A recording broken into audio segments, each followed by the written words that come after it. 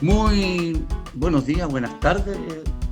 Hola a todos los amigas y amigos de este programa ciudadano que transmitimos desde los sábados, pero se entrega también por diferentes redes sociales. Un programa que es sin censura, pero estamos invitando a diferentes personalidades políticas y ciudadanas. Hoy día tenemos a nuestra amiga Yanna que vamos a conversar con ella, pero la va a presentar Hernán. Pero estamos muy contentos, creemos que ayer fue 4 de septiembre, un día muy importante para muchos y doloroso también para otros.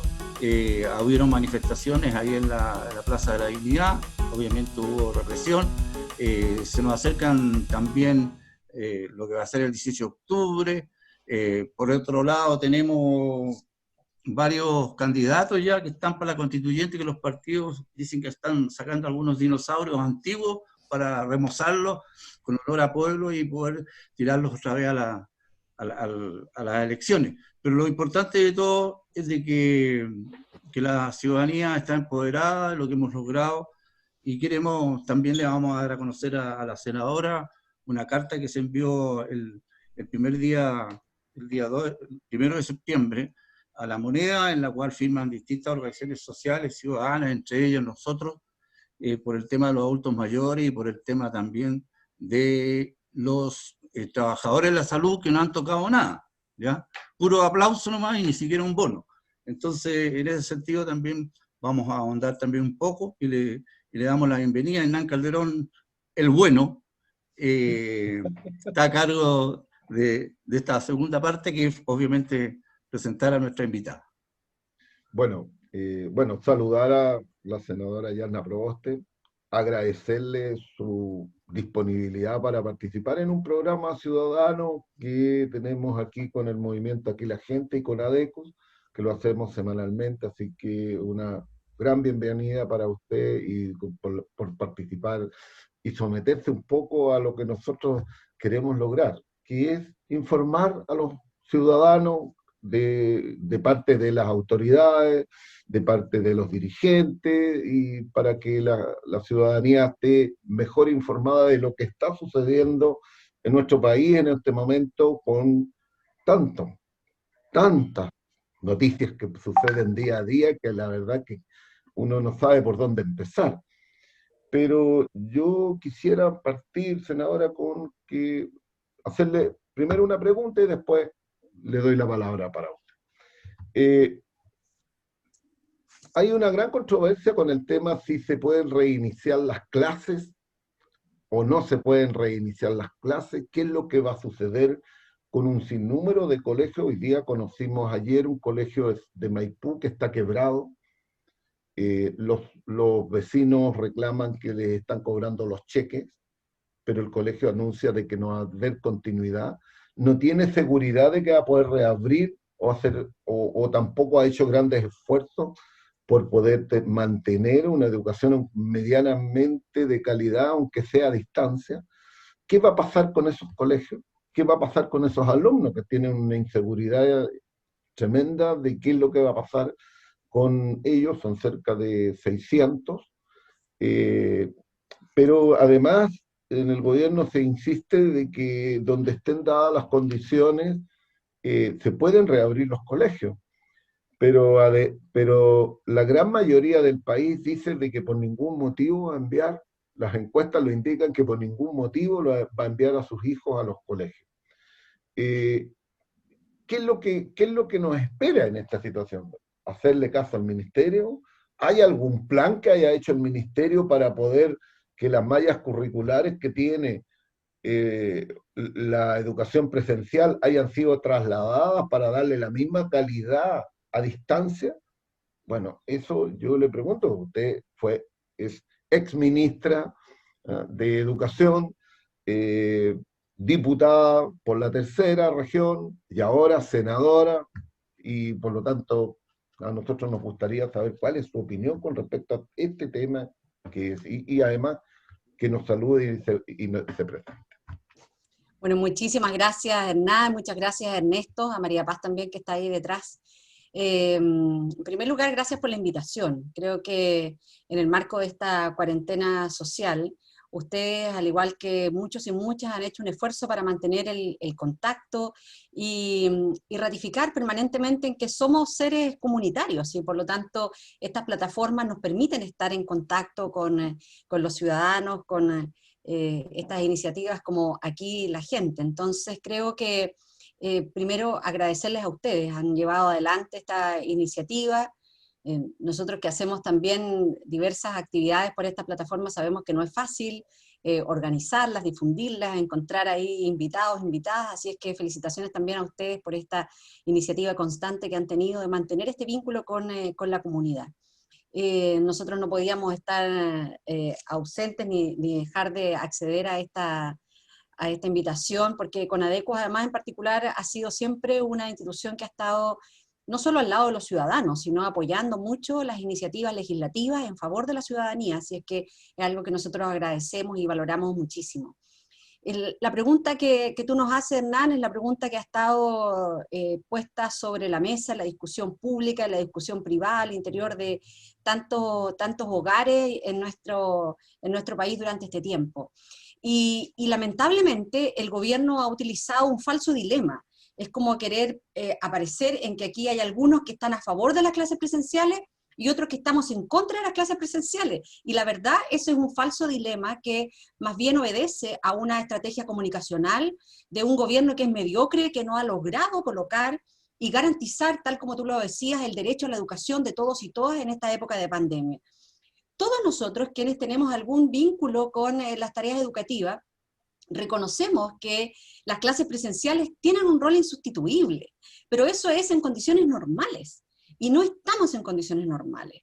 Y por lo tanto lo que uno tiene que colocar es cuál es el principio que uno quiere garantizar, y en ese sentido el derecho a la salud, el derecho a la vida, a las condiciones sanitarias, es hoy día el principio que debe ser rector para la definición de un conjunto de otras definiciones y de otros derechos que es necesario garantizar, como por ejemplo el derecho a la educación. Y lo que nosotros hemos visto es que desde marzo en adelante, el Ministerio de Educación ha estado ausente de los debates que son significativos en materia de educación, porque carece de una habilidad que es fundamental, que es la habilidad de dialogar con los distintos actores o actrices del sistema educativo, con madres, padres, con sostenedores, con el colegio de profesores, con las organizaciones de asistentes de la educación, con académicos, investigadores, y por lo tanto ellos más bien hoy día obedecen a un principio que para ellos tiene una jerarquía mayor, que es el mercado.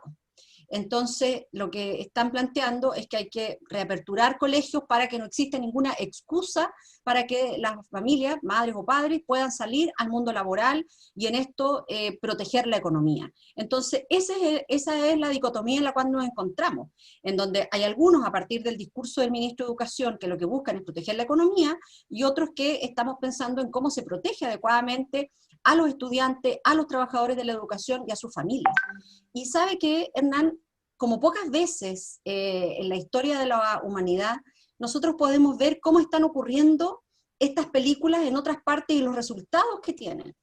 Y lo decía muy bien nuestra periodista investigadora Alejandra Matus hace algún tiempo en un conversatorio que organizamos desde nuestra oficina, es que Chile podría haber sido un excelente alumno de la clase porque vio cómo se estaban desarrollando esta pandemia en el resto de los países que comenzaron a vivir situaciones de crisis antes que nosotros, y pudo haber visto cuáles eran las estrategias que funcionaban mejor y cuáles eran otras que no estaban funcionando.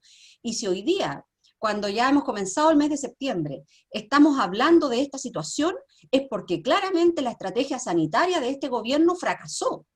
Y la estrategia sanitaria de este gobierno, que ha sido un fracaso, es la que nos ha llevado a tener una crisis social, una crisis económica y también una crisis de gobernabilidad, para que entremos también en algún momento en esa conversación. Bueno, entonces, mire, ¿qué es lo que ocurre? Disculpa, Hernán, la infraestructura de nuestros colegios no está adecuada, es distinta, y nosotros no hemos visto a un ministerio jugándosela porque se garantice el derecho a la educación. Y lo digo porque nosotros presentamos un proyecto de ley para garantizar que el 60% de los estudiantes más vulnerables tuviese acceso a cobertura de Internet. Porque hoy día hay muchos jóvenes, a lo largo de todo el ciclo escolar, que no acceden a la educación porque no tienen o un equipo computacional o no tienen conectividad. Y ese dato, nosotros y el gobierno lo sabía desde el comienzo de esta pandemia. Presentamos el proyecto, se aprobó en la Comisión de Transporte y Telecomunicaciones, fue a la sala, en la comisión se aprobó unánime, en la sala se aprobó con 30 votos a favor, ningún voto en contra, la UDI se abstuvo, y después que terminamos esa tramitación, te estoy hablando, yo diría mes de mayo, Hernán, tal vez, sí, mayo, me llama la ministra del Transporte, ni siquiera el ministro de Educación, la ministra de Transporte y el equipo de la subsecretaria de Telecomunicaciones, para decirnos que les parecía muy interesante el proyecto y que nos querían apoyar.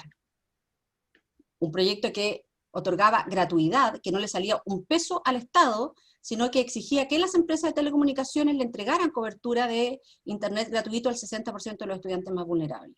Y trabajamos con los equipos de la subsecretaria de Telecomunicaciones, los equipos de los parlamentarios que habían presentado este proyecto, como estábamos discutiendo una mixta, dijimos para que no haga toda la tramitación, como se hizo ahora a propósito del bono para el transporte escolar, lo presentamos en la mixta como una indicación, se aprobó, el Congreso despachó esta ley, aprobada por el Senado, por la Cámara de Diputados, y después de 28, 29 días, el presidente ingresa un veto, eliminando este beneficio que el Parlamento había dado, que le exigía a las empresas de telecomunicaciones conectividad gratuita.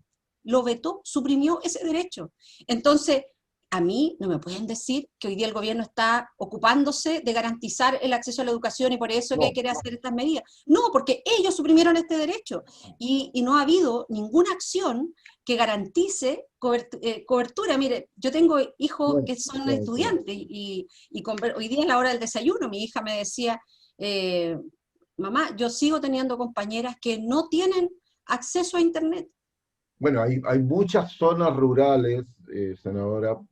Hoy día tenemos una licitación del 5G y en vez de dar contraprestaciones para llegar a las zonas rurales, a las zonas aisladas, que hoy día hay cientos de zonas rurales que no tienen ni siquiera ninguna conectividad, ni siquiera de mala calidad, sino que no tienen simplemente. Bueno, y el gobierno presenta una licitación donde justamente no hay contraprestaciones, no hay obligaciones de la empresa de poder cubrir esas zonas aisladas, esas zonas que no tienen hoy día conectividad, y sino que hace estos famosos polígonos industriales, donde vamos a tener el aeropuerto con señal de 5G, pero los alrededores no van a tener nada. O privilegia, por ejemplo, en el Santiago, la Universidad Adolfo Ibáñez, está en el polígono, pero no está la Universidad de Chile. O sea, cosas pero de ese tamaño. Bueno, y por lo tanto, hoy día usted misma también estuvo ahí en la sesión especial que se hizo en el Senado para poder ver este tema de la licitación que está en discusión. Bueno, esa es la política. Ahora, lógicamente, de que más allá de dar la conectividad y dar gratuidad en Internet, hoy día tenemos un problema también de calidad, que es un problema. Vimos a una estudiante por allá por Temuco, que con su computadora arriba de la casa para poder ver si encontraba la señal, porque ya es de tan mala calidad que no le llega, simplemente. Entonces, hay un montón de cosas en que en el Ministerio de Educación, yo miraba lo que pasó en Perú, senadora. En Perú, el gobierno inmediatamente instaló que se suspendía el año escolar completo. Así es. Pero instruyó cuál era todo lo instructivo, cuál era lo que tenía que hacerse para entregar la educación a distancia con reglas claras, compromisos y obligaciones para los colegios para poder llegar y poder reemplazar esa educación que es presencial y como dice usted, que es fundamental en la educación. En la educación, la presencial es irreemplazable. Es irreemplazable, pero con una situación de pandemia usted tiene que dictar las normas claras. ¿Cómo vamos a poder hacer que la malla curricular que tiene cada curso se cumpla? Bueno, eso nosotros echamos de menos eso. Entonces, hoy día el ministerio dice, el que pueda, hay zonas que dice que ya se puede volver a clase.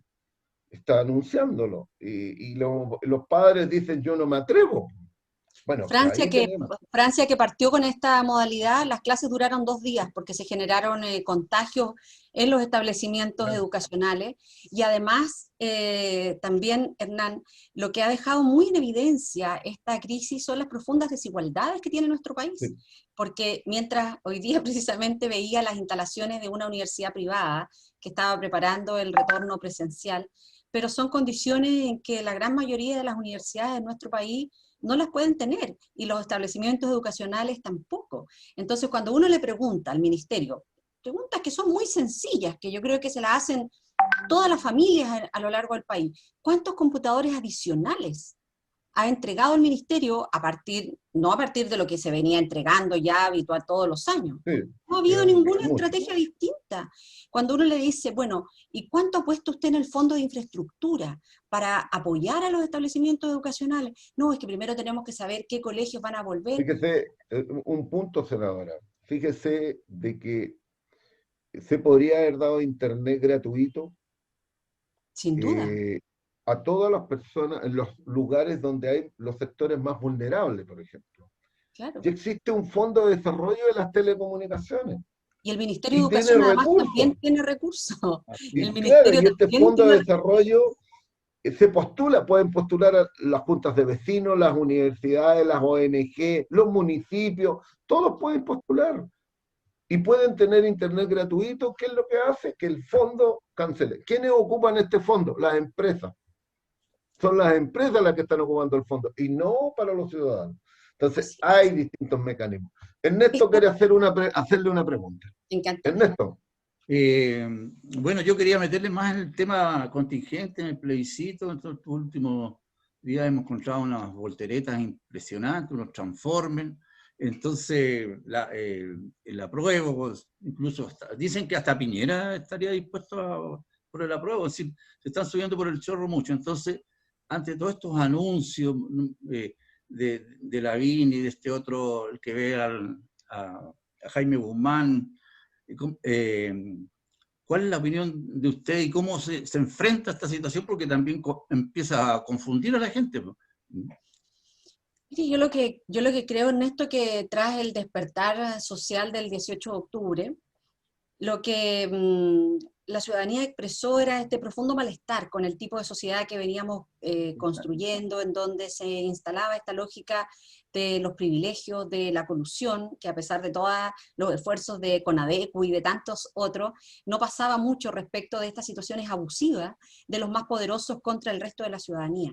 Sin embargo, en esta crisis, además, Ernesto, ha quedado muy en evidencia cuando la gente dice, mire, ¿sabe qué? ¿Para qué voy a ir a votar si a mí me da lo mismo quien salga? ¿Ah? No, esa frase tan conocida para quienes, yo no he sido muchas veces candidata, he sido 2 veces candidata a un cargo de elección popular, pero he acompañado a muchos candidatos y estas eran frases que habitualmente uno escuchaba.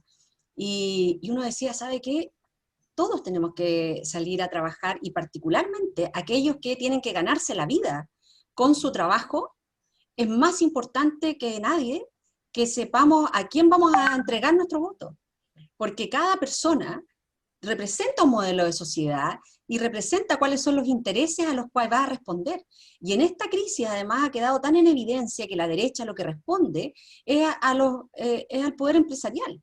Por eso que frente al drama que ha significado para tantas familias, lo que uno echa de menos es que el Estado haya tenido, este gobierno, la verdad, una lógica similar a la que ha tenido para apoyar a las grandes empresas. Mire, no se demoró nada, corrió a garantizar que un instrumento que a lo largo de toda la historia de este país, desde que se creó el FOGAPE, siempre estuvo dirigido para la pequeña las y la mediana empresas. empresa.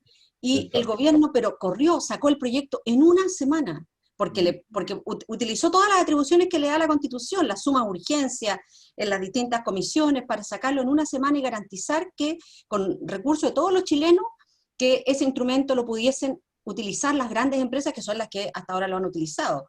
Después corrió nuevamente para presentar La reforma iniciativas que tributaria. disminuyeran los impuestos a las grandes Sí, empresas. sí. Y los O trabajadores, sea, yo quiero agregarle, yo estuve en la discusión, porque la verdad que lo que propuso el gobierno, que fue lo que al final lo que salió, esta depreciación instantánea, La depreciación instantánea, pero ¿qué va a depreciar una pyme si están en quiebra? Si ¿Va a están en comprar quiebra y además, va a comprar maquinaria, va a comprar algo para que y poder además depreciar?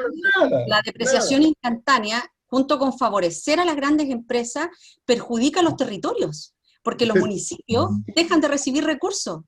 Y hoy día son los municipios los que están sosteniendo en buena parte las ayudas sociales que la ciudadanía entrega. Entonces, Ernesto, este momento que estamos viviendo ratifica en que hoy día nosotros tenemos que ser capaces de generar un tipo de sociedad distinta que garantice derechos para todos y todas. Y eso es particularmente lo que se juega este 25 de octubre en el proceso constituyente, en donde la pregunta que nosotros nos tenemos que hacer es cuál es el tipo de sociedad en el que nosotros queremos vivir. Si queremos vivir en una sociedad en que prevalezcan estas desigualdades, en que las situaciones de abuso de los poderosos se sigan dando y la gente, a pesar de que utilice las instituciones, la justicia, eso no va a ocurrir, en donde hoy día las comunidades indígenas que a pesar de utilizar los instrumentos de los tribunales ambientales, siguen viendo cómo las grandes empresas se apoderan de sus recursos naturales, del agua, que utilizan explotaciones de sus recursos.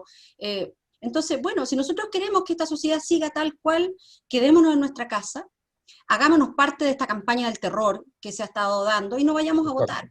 Pero si nosotros queremos que esto cambie, de nosotros depende. Tomemos las medidas de precaución, tomemos las distancias, vayamos con nuestra mascarilla, usemos alcohol gel, llevemos nuestro propio lápiz para poder marcar Senadora, pero nuestro voto. hay un tema que es muy relevante y que aquí va a quedar un poco al descubierto. Si bien el plebiscito, yo creo que es una tarea importante de que el plebiscito sea, que el apruebo lo gane con la mayor cantidad posible para que sea una demostración y que te pueda eso después reflejarse en la elección digamos, los delegados de la convención constitucional que tenemos que resolver si queremos convención mixta o convención constitucional, ¿no? Yo creo que convención constitucional es la que tiene mayor apruebo, ¿no? En caso de. Pero, pero después vamos a tener que elegirlos. Y Así ahí es. se puede producir un sinnúmero de distorsiones por la falta de unidad de la oposición. Ese es un tema que hay que resolverlo. Porque claramente la minoría, como sucedía antes con el sistema binominal, la minoría tenía capacidad de veto. Y aquí el que con un 33% van a poder, con un tercio van a poder objetar y a lo mejor la nueva constitución va a quedar toda en blanco. Si es por lo que ellos no quieren cambiarle nada y no hay acuerdo, va a quedar ahí. En consecuencia, ahí hay un tema. Y hay un segundo tema que surge, es que nosotros en la nueva constitución podemos tener mayoría, la escribimos, esta hoja en blanco, la redactamos, dejamos los derechos establecidos, derechos sociales, hacemos una nueva constitución que nos cambie la mirada de la sociedad que queremos, pero quedan las leyes. Y lamentablemente todo lo demás se rige por leyes. Si queremos, nosotros podemos declarar que el derecho al agua es un derecho humano y es un derecho social, pero Si tendríamos no que cambiar el está código de agua. así es. Y entonces tenemos ahí otro tramo.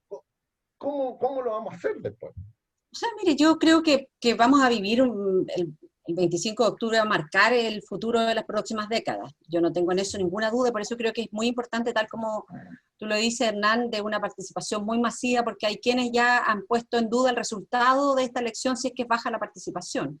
Entonces, yo creo que tenemos una oportunidad bien inédita como país de poder construir un conjunto de nuevas normas, de nuevas reglas, de manera participativa.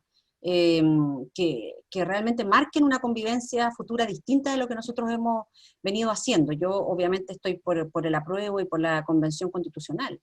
Y yo creo que la gran mayoría ha recuperado como la esperanza de que de una forma pacífica sean posibles los cambios constitucionales que hemos esperado durante tanto tiempo. Y por eso yo en eso tengo confianza de que iremos a votar. Uno también esperaría, así como lo decíamos de del Ministerio de Educación que entregue certezas de qué es lo que va a pasar con el año calendario, cómo van a ser las notas, cómo va a ser la promoción, etcétera.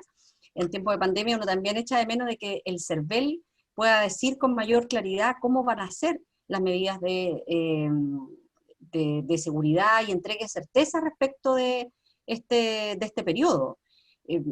Ojalá que podamos tener más locales de votación para que eso también evite las aglomeraciones.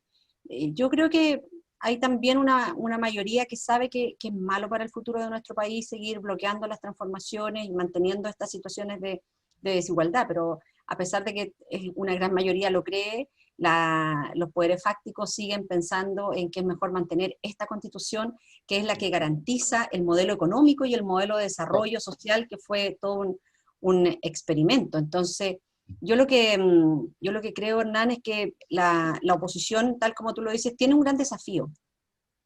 Y su desafío no es solo de unidad, sino que yo creo que su principal desafío es de generar una alianza fuerte, sólida y genuina con los movimientos sociales.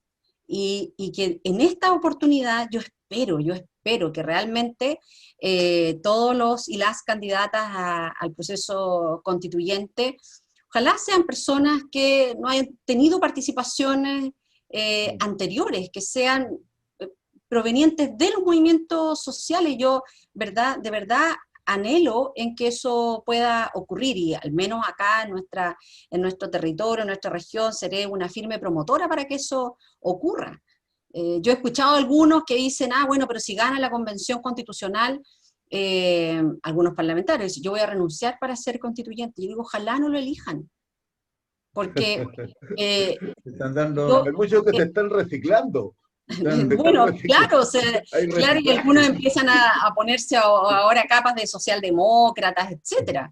Entonces yo lo que creo es que tan importante como lo es el 25 de octubre, de tener una participación y un triunfo muy, muy contundente por la opción del apruebo, cuando llegue la hora, el año 2021, de elegir a quienes van a escribir esta nueva constitución, los constituyentes, hombres y mujeres, vamos a tener por primera vez un órgano paritario en la entrada, es decir, en la constitución de las listas, pero también en la salida, que eso lo logramos conseguir en marzo de este año, o en enero, ya no recuerdo, está pasado tan rápido el tiempo, en enero de este año.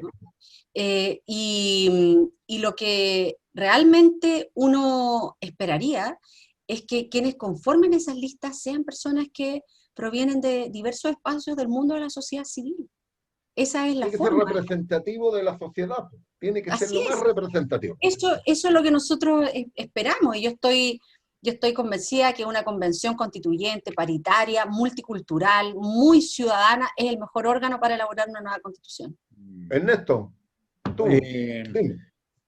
Es bien interesante el tema porque tuvimos el otro día aquí a Gustavo Ruz, tuvimos a nuestro amigo, ¿cómo se llama el otro? Fernando Atria. Al Fernando Atria, y tuvimos un debate bien interesante al respecto, porque hay mucha gente que viene peleando por la Asamblea Constituyente por muchos años, como el caso de Gustavo Ruz. Y ellos no creen... Roberto Garretón también, para nombrar algunos que... Hay varios, pero ellos no creen y están llamando a que en el voto se ponga Asamblea Constituyente. Entonces, por un lado van a votar a prueba, pero ahí van a marcar el voto de la Asamblea Constituyente, como una forma de protestar, ¿ya?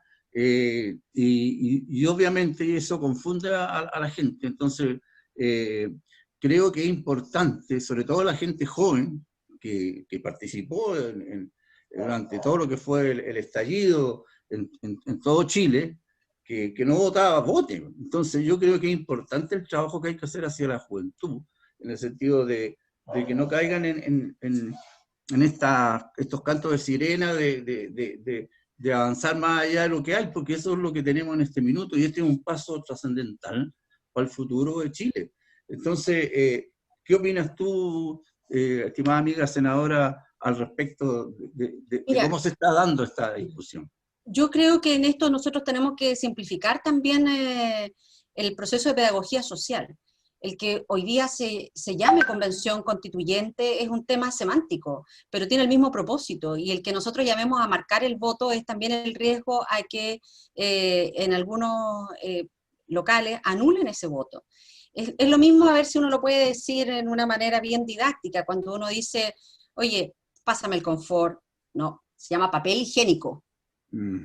Es lo mismo, ¿ah? En esto es exactamente lo mismo. Convención constituyente se llamó también en Argentina, en el proceso de una nueva constitución, se ha llamado en otros países. Entonces, yo creo que no desviemos nuestra energía en donde no tiene que estar, ¿ah? Hoy día nosotros tenemos que ser capaces de explicarle con mucha claridad a la gente que la convención mixta es la posibilidad que hoy día solo puedan elegir una parte de quienes van a escribir la otra constitución, porque los otros van a ser parlamentarios que hoy día están en ejercicio. Y la convención constituyente es lo que todos durante mucho tiempo hemos anhelado, que a través de la asamblea constituyente, de la asamblea constitucional, es exactamente lo mismo con otro nombre. Entonces, es decir, no gastemos energía en donde no están, invitemos a la gente a participar, hagamos este esfuerzo para que nuestro, como lo decía Gabriela Mistral, en que uno tenía que estar siempre bien domiciliada y expresar cuál era el domicilio. Mi domicilio es en el apruebo y en la convención constituyente, que en términos personales creo que es la mejor fórmula para elaborar las nuevas reglas institucionales que deben guiar a nuestro país en los próximos 30 o 40 años. Y esta va a ser una convención paritaria con escaños reservados para los pueblos originarios, y esperamos que en esto tengamos mucha representación de las regiones, lo que va a generar un nuevo sistema democrático mucho más equilibrado, más equitativo, más descentralizado, porque ayer nosotros tuvimos desde nuestra oficina un conversatorio de pueblos originarios, precisamente, y nos acompañó la profesora Nancy Yáñez y el profesor Salvador Millaleo, y él señalaba algo muy importante: lo que esperamos es que no nos subroguen nunca más nuestra voz y nuestra manifestación de voluntad.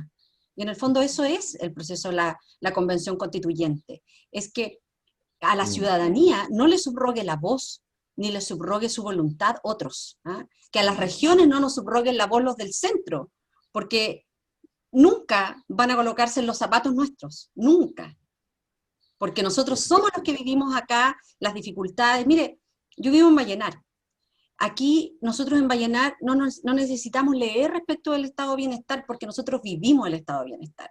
Aquí, aunque usted tenga recursos, no puede ir a otro lugar que no sea el hospital público, porque no hay otra opción, no hay una clínica, no hay. Entonces, a nosotros nos interesa que el hospital público tenga una cantidad importante de especialistas que nos resuelvan las enfermedades, que no se tengan que estar haciendo derivaciones, que tengamos buen equipamiento para las imágenes, para que nosotros, frente a alguna duda, pues se pueda hacer una resonancia nuclear acá, un electro acá. Entonces, por eso para nosotros es tan importante que esas situaciones ocurran. Y nosotros no nos puede venir a subrogar la voz a alguien que no vive esa realidad, porque cuando tiene un problema van a una clínica en Santiago y resuelven su problema.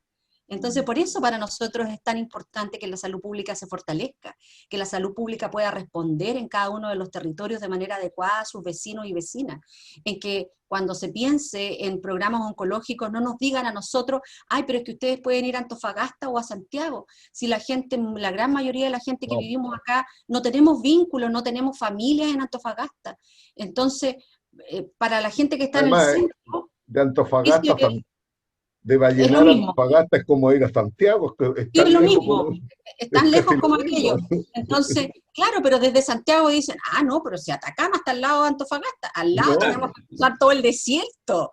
Entonces, pero ahora no nos yo, subroguen la voz a los ciudadanos. la quiero llevar a un tema, unas declaraciones que hizo el ministro de Economía, donde dijo de que una familia ahí podía vivir tranquilamente ganando el mínimo los 320.000 pesos. La verdad es que surgieron un sinnúmero de críticas y además surge esto de que el gobierno, no sé si era para justificar de que hoy día no va a haber un reajuste del salario mínimo, son 1.500 pesos. Entonces, cuando una autoridad como el ministro de Economía, tan alejado de la realidad, que dice que con 300.000 pesos puede vivir una familia, bueno, estamos hablando de que no sabe lo que le cuesta la locomoción, la alimentación, el arriendo muchas veces, que al final el arriendo se lleva todo el dinero y que no tiene para comprar medicamentos, y que vive realmente en una situación de vulnerabilidad tremenda. Entonces, cuando una autoridad está diciendo esto, ¿qué le sucede a usted con esta discusión que se arma? Mire, el personaje que realizó la declaración es el mismo que dijo que si aprobábamos el 10%, no íbamos a estábamos igual que los países bananeros, y criticó severamente y que se venía abajo la República si ocurría eso, y que después cuando ya se ratificó y se promulgó la ley del retiro del 10% y hemos comenzado a ver este pequeño boom económico en donde los recursos de los propios trabajadores, sus ahorros a lo largo del tiempo, ha ayudado para que la depresión económica no sea más profunda, ha salido a decir, ¡ay, qué importante esto que hemos hecho! Entonces, ¿sabe lo que ocurre? Es que esto tiene que ver con el problema de gobernabilidad que tiene este gobierno, porque no es un hecho aislado de que el ministro de Economía hoy día nos plantee en una realidad paralela el que una familia pueda vivir con 320.000 pesos. Recordemos las declaraciones del propio ministro Monkever cuando era ministro de Vivienda, que dijo, mire, es el común de los chilenos que tienen una casa en la ciudad, otra casa en la playa. Entonces, la cantidad de familias que hoy día viven allegados, que están en campamentos, que tienen que pagar arriendo, eso es la desvinculación, por eso que nuestro país no logra superar estas desigualdades, porque una élite de este país no es capaz de conectarse con lo que pasa en el Chile real. Y cuando nosotros vemos, además de los datos que ha dado a conocer el propio Instituto Nacional de Estadística, que tenemos un desempleo del 13,1%, sin considerar además, esto representa cerca de 2 millones de... Le tengo una información. Dígame. El programa de Naciones Unidas para el Desarrollo, el famoso PNUD, ¿no? Entregó un informe hace poquitos días, y dentro de los datos dice porcentaje de hogares en lo que disminuyó el número de personas ocupadas durante la pandemia. Total, 38%. O sea, sí, de eso estamos hablando. ¿Cuántas personas mantuvieron en el empleo? Fíjese que aquí tenemos hombres, el 63% solamente mantuvo el empleo, mujeres el 59%. O sea, estamos hablando de una cantidad, de un dato, de una encuesta que está entregando una información más que relevante. Por lo tanto, ¿cuántos son los hogares, dice la encuesta, que no les alcanzan los ingresos totales del hogar antes y durante la pandemia? Dice que durante la pandemia es un 48%. Sí, y a eso, Hernán... Entonces estamos hablando de esto, y parece que nadie se da cuenta de que la situación es tan dramática. Es muy dramática, mira, es muy profunda la caída en los empleos, y a los datos que tú has entregado hay que agregar que tenemos 710.000 trabajadores que están suspendidos en su condición laboral, que han utilizado esta supuesta protección al empleo, que en realidad es la suspensión temporal en donde ellos están viviendo, sobreviviendo, la verdad, ni siquiera viviendo, sobreviviendo, con el seguro de cesantía, con sus ahorros individuales. A eso hay que sumar lo que hablábamos al comienzo, las pequeñas empresas, los sectores del turismo, gastronomía, la actividad cultural está sufriendo una tremenda crisis por la falta de actividad desde marzo y antes. Y en eso, la ausencia de los apoyos gubernamentales ha sido total. El mismo estudio del PNUD da cuenta de esta realidad bien dramática en las mujeres, además. Y hoy día veíamos un informe de Comunidad Mujer en donde decía que el 88% de las mujeres que ya había perdido el empleo ni siquiera ha salido a buscar otro empleo porque no están resueltos tampoco los temas adecuados de familias, etc. Entonces, las familias lo están pasando mal, están sin trabajo, como se revela en los informes del PNUD, pero que también uno dice, ya, a lo mejor estos caballeros no leen los informes de Naciones Unidas, pero ¿cómo no van a leer los propios informes de su gobierno? Si el Instituto Nacional de Estadísticas ha dicho que está hay una crisis. Justamente están parte de los estudios son hechos con las autoridades de gobierno, por lo tanto la Claro, autoridad de gobierno sabe esta situación, este 13%, pero resulta de que el Centro de Microdatos de la Universidad de Chile dice que son 23,9. O sea, contradice absolutamente al Instituto Nacional de Estadística. Y si a eso le agregamos a todos los trabajadores que están en el plan de protección del empleo, bueno, llegamos al 30, pues. mira, Llegamos al 30. y Eso, porque ellos no están contabilizados como cesantes. claro, y es tan profunda esta crisis de falta de empleo en el país y en regiones. Por eso que nosotros señalamos fundamentadamente que aquí hay que apoyar por la vía de mejorar los subsidios directos a la familia. De estos 710.000 trabajadores que suspendieron su relación temporal, a más del 70% de ellos ya se les acabó el ahorro individual y están siendo financiados con el Fondo Solidario de Cesantía, lo que significa en que este aporte fiscal debe y tiene que ser suplementado rápidamente, pero no se escucha nada, ningún canto por parte del gobierno, y además para la reactivación debemos concordar diversos instrumentos para apoyar a miles de trabajadores y trabajadoras que hoy día lo están pasando mal, jefas de hogar que son el único sustento. Entonces ahí cuando uno dice, y este gobierno que dijo que se hacía gárgaras con el tema de los niños y niñas y se olvida absolutamente de lo que está ocurriendo en miles de hogares que son jefaturas de hogar femeninas.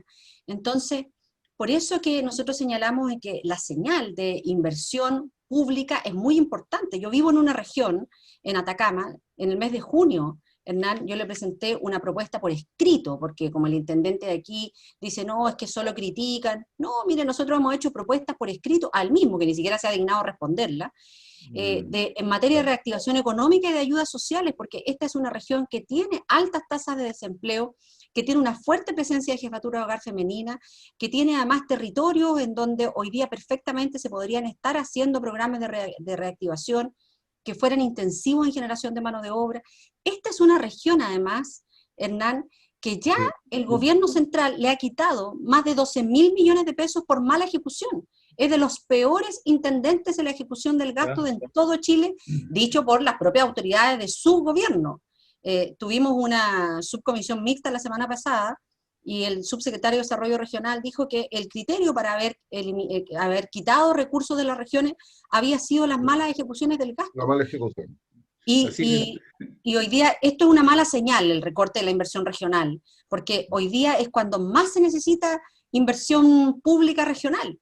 Y por eso que nosotros presentamos un proyecto con la senadora Adriana Muñoz, el senador Durreste, el senador Rabindranath Quintero, somos todos de regiones y además regiones que habíamos sido fuertemente afectadas por las malas ejecuciones del gasto de las autoridades designadas por el presidente Piñera como intendente. Nosotros ya llevamos 3 intendentes en menos de 3 años en este gobierno, y cuál de todos con menos capacidades y compromisos con la región, porque se nota en este tipo de situaciones. Y la verdad nosotros presentamos este proyecto para decir, ¿sabe qué? Lo que se aprueba por ley se tiene que quitar también por ley. Así que esperamos que esto prospere. Ernesto, ¿tienes alguna consulta? Sí, ya que estamos en malas señales, la quiero llevar a Tierra Amarilla.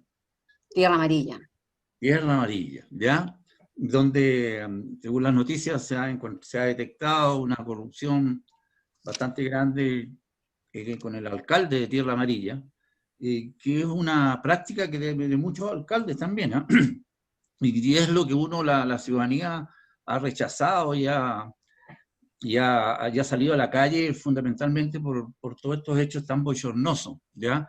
Entonces, y me gustaría saber su opinión. Hay varios alcaldes que también han estado muy cuestionados, como el alcalde de Vallenar, información de mi amigo Omar Torres. Sí. Pero en el caso de Tierra Amarilla, hay varias situaciones bien escandalosas que me gustaría que usted como senadora y de la zona nos contara un poco lo que está pasando. Mire, es una situación que uno lo lamenta por la comunidad, porque es una comunidad que tiene un conjunto de carencias. Nosotros hemos rechazado categóricamente todas aquellas situaciones de corrupción en las que se han visto involucrados, no solo este alcalde socialista, sino que también el anterior, que también está detenido. Concejales, en el día de ayer se daba la noticia en que había sido arrestado un concejal de la comuna por una serie de situaciones, con mechero, violencia intrafamiliar. Entonces ahí lo que uno se pregunta es por qué en la comunidad sigue eligiendo situaciones a personas que han tenido esta lógica. Yo me alegro de la operación que se ha hecho por parte del Ministerio Público, de las policías, y también ahí la Contraloría ha jugado un rol muy importante en detectar todas las irregularidades, y uno lo lamenta es por la comunidad. Es una comunidad en donde hay sectores que ni siquiera tienen acceso al agua potable, donde hay comunidades que llevan años esperando el que se pueda construir sus viviendas, comunidades rurales que hoy día Tierra Amarilla es una zona que tiene una altísima ruralidad de localidades con acceso muy, muy precario a un conjunto de bienes, de servicios, de derechos, y lo que uno esperaría también en esto es que los partidos involucrados con autoridades que hoy día están viviendo esta situación eh, de, de, de resguardo, tomaran también cartas en el asunto, y yo creo que no basta solo con la suspensión de las militancias, etcétera. Aquí también yo creo que uno tiene que ser capaz de decir qué ocurre en esa estructura, en ese municipio, porque uno pensaba que con la detención del alcalde anterior, porque recordemos que este está subrogando al anterior que está detenido. Entonces, ¿qué es lo que ocurre en esa comunidad? ¿Por qué se comienzan a naturalizar situaciones que son absolutamente condenables y reprochables? Entonces, yo lo que creo es que en este proceso, así como uno dice, para el proceso constituyente, ojalá que no sea nadie que ha estado también involucrado en estas tareas como candidatos o candidatas anteriormente. Muchas gracias. Yo creo que aquí no cabe más que la condena enérgica respecto de los temas de corrupción, como nosotros lo hemos hecho públicamente. A propósito de esta situación, lo hicimos públicamente. No vi a ningún otro parlamentario que lo hiciera, a lo mejor yo no lo vi, pero lo hicieron, pero nosotros sacamos un comunicado de condena pública en esta situación, y de lamentarlo por la comunidad, porque aquí hay una cantidad importante de recursos que se desviaron y que podrían haber tenido un apoyo muy importante para mejorar las condiciones de vida de los habitantes. Yo me reúno con el colegio de profesores, con asistentes de la educación de esa comuna, en donde ya tienen una preocupación muy legítima respecto de los pagos de sus remuneraciones. Entonces, realmente uno lo que tiene que hacer es condenar y no dejar espacio para que se sigan generando situaciones como esa. Nuestra periodista le quiere hacer una pregunta que nos llegó por las redes. Así es, senadora, buenos días. María Paz. Mire, por las redes sociales están muy conectados y atentos a nuestra transmisión, la felicitan, la agradecen, y hay una pregunta sobre, bueno, lo que pasó esta semana, las declaraciones del ministro Palacios, tan desafortunadas, sobre que una persona podía vivir perfectamente con el sueldo mínimo, y otro auditor nos dice, ¿y qué pasa con el sueldo de los senadores y diputados?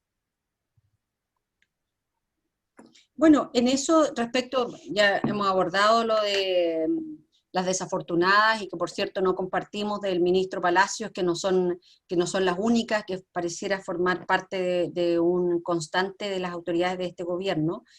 Respecto de las remuneraciones de los parlamentarios, qué buena la pregunta. Nosotros presentamos el año 2014, yo llevaba poco tiempo de diputada, Fue nuestro segundo proyecto de ley que presentamos. El primero fue destinado a asistentes de la educación y el segundo, en conjunto con otros parlamentarios, con Ivo Mirosevich, con Vlado Mirosevich, con Giorgio Jackson, con Gabriel Boric, con Claudia Ragada, y yo presentamos el proyecto de la rebaja del sueldo de los parlamentarios, cuestión que ya comenzó a ser efectivo desde el mes pasado. Así que bueno, va a ser al auditor. Lo otro, senadora, que también ahí a María Paz también le hacen otra pregunta, y que hay ahí. ¿Qué pueden hacer los senadores o los diputados del Congreso cuando hay una discusión sobre el aumento del sueldo mínimo y el presidente más sostiene de que no va a haber, que solamente no por la situación de pandemia? ¿Qué pueden hacer ustedes? ¿Cuál es la herramienta que tienen para poder hacer de que efectivamente se concrete un aumento del sueldo mínimo para que podamos tener un poquito más de igualdad, un poquito más de justicia con los trabajadores? ¿Qué pueden hacer ustedes? El año 2018, cuando el gobierno también, sin acuerdo con los trabajadores y trabajadoras, envió al Congreso el proyecto de aumento del sueldo mínimo, la oposición, lo que hicimos en ese momento fue rechazar la propuesta. La verdad, el margen de maniobra es bien escaso, porque a partir de esta Constitución, nosotros no podemos presentar iniciativas que generen gasto al Estado, ni que generen nuevas funciones y atribuciones. Eso está definido por la Constitución que actualmente nos rige. Y por lo tanto, que el que nosotros propusiéramos mejorar el sueldo mínimo más allá de lo declarativo no pasa, porque eso es una facultad exclusiva del gobierno de turno. Los parlamentarios no podemos presentar iniciativas que generen gastos para el Estado, ni tampoco presentar iniciativas que generen nuevas funciones y atribuciones. El año 2018 lo que nosotros hicimos fue, en bloque de la oposición, rechazar la propuesta del gobierno. Eso obligó al gobierno a tener que presentarla nuevamente, y así estuvimos hasta que hubo un espacio de acercamiento mayor. Nosotros esperamos en que la misma disposición que este gobierno ha tenido para ir en ayuda de las grandes empresas, hoy día también lo tenga para poder avanzar en mejorar el sueldo mínimo. Lo han dicho además algunos sectores de empresarios en donde ellos estarían dispuestos a aumentar el sueldo mínimo. Entonces, pareciera que aquí la mezquindad del gobierno y su apoyo exacerbado a los grandes grupos económicos lo hacen mantener en una situación de mucha pobreza y de condiciones indignas para los chilenos y chilenas que tengan que vivir con el sueldo que ahí sería bueno invitar al ministro Palacio a ver si es que él y su familia puede sobrevivir con ese sueldo. Ernesto. Sí, tengo una pregunta que le hemos hecho a otros invitados, como a Jaime Mulés también, que estuvo aquí, que también es de la zona de la senadora. Senadora Yarna Proboste, ¿usted está disponible para una carrera presidencial? No, mira, a mí la verdad, ya ni siquiera me causa risa de la cantidad de gente que dice, no, yo estoy disponible. He visto declaraciones de algunos o de algunas que dicen, yo me veo entrando a la moneda. No, mire, yo me veo haciendo un trabajo como lo hemos hecho en este tiempo. Yo tengo un gran cariño y compromiso por los ciudadanos y ciudadanas de nuestra región que nos eligieron como senadoras por este periodo, y a eso estoy dedicada. Y también contribuyendo a la unidad de la oposición. Creo que eso es nuestro espacio, y esa es nuestra contribución que hacemos a un mejor vivir para todos y todas en nuestro país. Senadora, hay una pregunta que la verdad que usted, siendo representante de la tercera región, y muchos parlamentarios de regiones hablan de que algunos hablan de que hay que profundizar la regionalización. Pero hay otras voces que dicen, mire, lo que necesitamos es que este país tenga regiones autónomas, un poco al estilo gringo o al estilo español o el estilo norteamericano, donde están un gobierno federalista más que regionalista. O como en España, que están las comunidades autónomas que tienen autonomía, tienen legislaciones propias, tienen mucho, pero además los recursos quedan dentro y no hay este centralismo. ¿Qué opina de esto? ¿Usted en qué posición está? ¿Cree usted de que tenemos que cambiar el modelo de, digamos, geopolítico que nos rige nosotros un poco en el país? ¿Cree usted que eso es necesario? Yo creo en esto, yo tengo una convivencia de dos mundos, digamos, del mundo indígena y del mundo regional. Y por eso que creo que estas definiciones de Chile como Estado unitario lo que hace es invisibilizar y desconocer la plurinacionalidad de nuestro país. Y yo lo que espero es que en la próxima Constitución se reconozca, además, no solo en este concepto de plurinacionalidad, sino que también exista adecuada autonomía y autodeterminación para las comunidades indígenas. Y en ese sentido creo en que uno debe tener un reconocimiento plurinacional y avanzar a una adecuada autonomía y autodeterminación para los pueblos indígenas. En materia de regiones creo que es necesario profundizar los procesos de regionalización, porque además en esto yo creo en la solidaridad. Entonces, y lo digo viviendo en una región que entrega una cantidad importante de recursos al presupuesto de la nación, a partir de una actividad minera. Entonces, yo lo que creo es en una adecuada solidaridad, pero en donde ojalá tuviésemos una legislación de verdad en el tema de royalty, no como una declaración como la que tenemos en el día de hoy, y que nuestras comunidades pudiesen tener un mejor nivel de desarrollo que hoy día no lo tenemos. O sea, si uno piensa en, voy a poner un dato, en la división Salvador de Codelco, yo conversaba con los dirigentes, no tienen ni siquiera para tomar el examen de PCR ahí. Y cuando Codelco va a donar, dice, no, lo vamos a donar en Copiapó. ¿Y por qué? Si ahí están sus trabajadores, ahí están los que día a día tienen que sufrir el rigor de los impactos de una actividad económica como lo es la minería a gran escala. Entonces, yo creo en un modelo de desarrollo distinto en donde la actividad productiva sea un actor importante en el territorio, sometida a las normas de protección en materia medioambiental, en materia laboral, pero el que hoy día ni siquiera la lógica de la generación de empleo se está dando, porque la desafectación de las comunidades con las distintas empresas que están instaladas acá, tiene que ver en que buena parte de ellos ya ni siquiera sus trabajadores, sus proveedores son de acá. Entonces esto obliga a tener un nuevo modelo de desarrollo que es necesario, pero en ese sentido yo creo en una mayor solidaridad, ¿eh? Lo creo en todo ámbito de la vida. Por eso que promuevo un sistema de pensiones solidarios, creo que la salud tiene que ser mucho más solidaria, y en ese sentido no podría estar diciendo, no, mire, ¿sabe qué? Lo que produce una región se queda solo en la región, aunque las del lado se mueran de hambre. No creo en eso. Yo creo en una profundización de un modelo de desarrollo regional, de decisiones regionales, con impuestos regionales, pero que también nos permita hacer solidaridad con territorios que se encuentran mucho más desfavorecidos.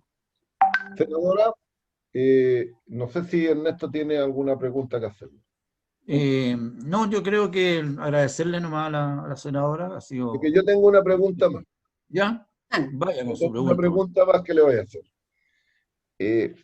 Bueno, nosotros tenemos, y volviendo un poco al tema de constitución y todo, tenemos un sistema presidencialismo extremo, donde el presidente tiene derecho a veto, tiene todo lo que irrogue gasto, es con aprobación de él, puede poner las urgencias, suma urgencia, o sea, puede hacer lo que quiere. Tenemos realmente, esto más parece monarquía que gobierno democrático, es lo más parecido a una monarquía, más allá de otras circunstancias que lo hacen parecido a la monarquía, porque parece que todo pasa por las mismas manos, no cambia mucho, la familia es muy grande parece, y siempre hay una relación entre un presidente y otro, o dentro de las autoridades siempre hay una relación.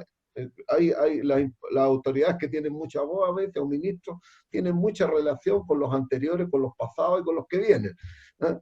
Pero hay un tema ahí en discusión para poder darle continuidad a los gobiernos, y precisamente en este gobierno que ha mostrado una debilidad absoluta, donde la aprobación popular y el rechazo ha sido manifiesto, Bueno, en otros países existen modelos políticos distintos, donde existe el semipresidencialismo, el parlamentarismo, donde existe la figura del primer ministro, que es al final el que asume todas las responsabilidades, donde el Parlamento tiene una incidencia importante cuando hay un gobierno débil que no está respondiendo a las demandas de la ciudadanía.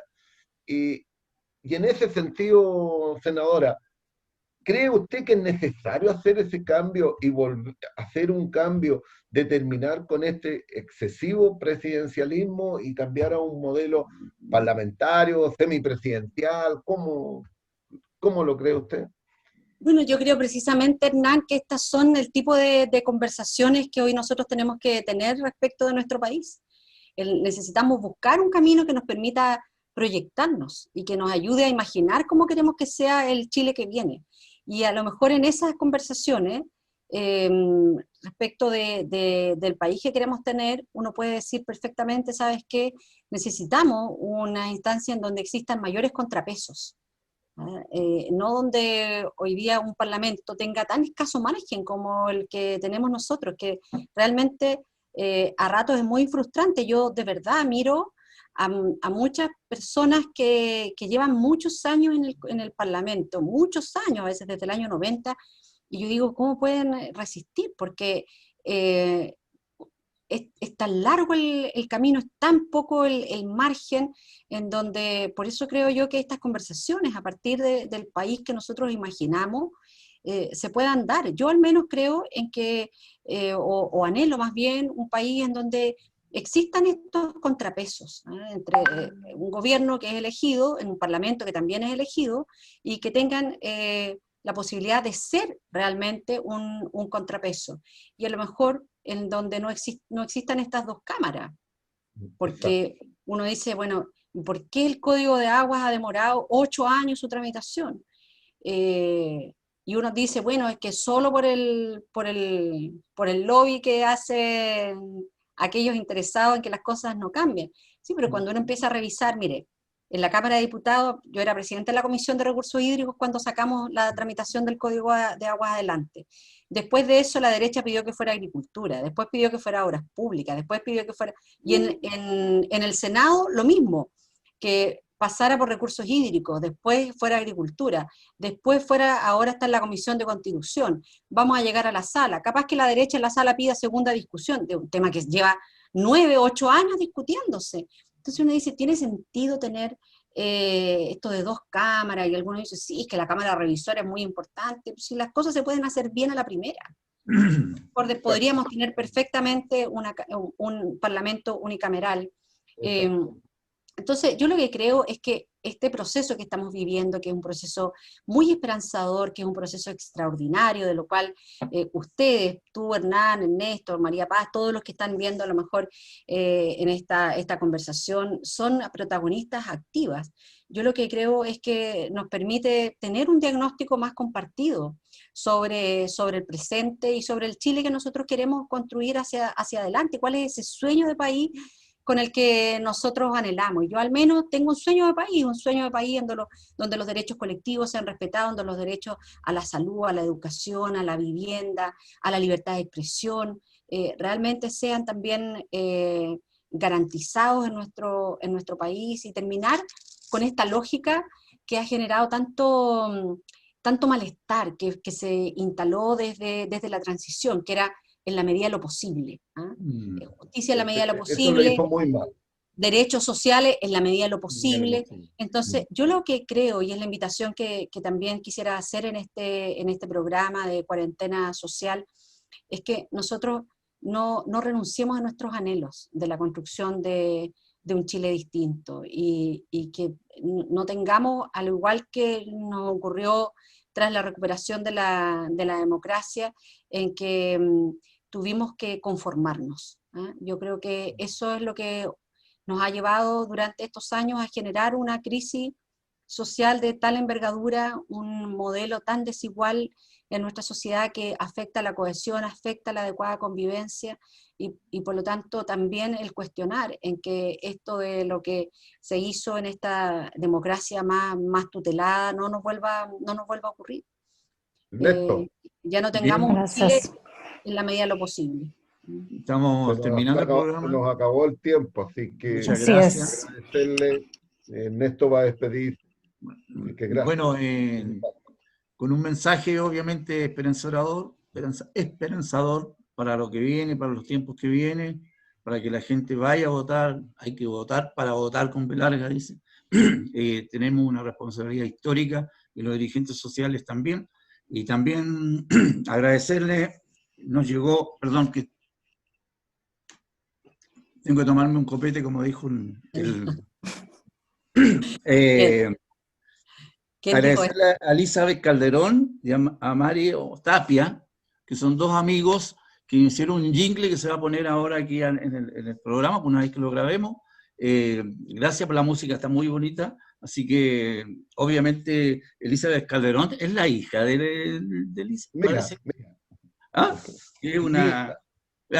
la que toca el piano. Es una tremenda, gran concertista en piano, maravilloso. Así que...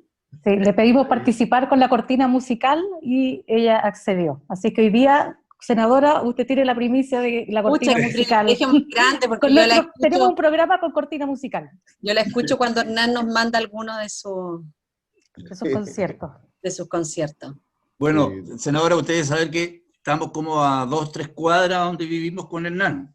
Y a mí cuando voy a tomar el metro para caminar, cuando tomaba, porque estoy ahora en cuarentena, paso por la casa y hay un piano. No, siempre ahí alguien está tocando piano, digo yo. Y cuando no hay, le reclamo a Hernán porque obviamente es parte del paisaje. Así que muchas gracias. Muchas gracias. Gracias, senadora.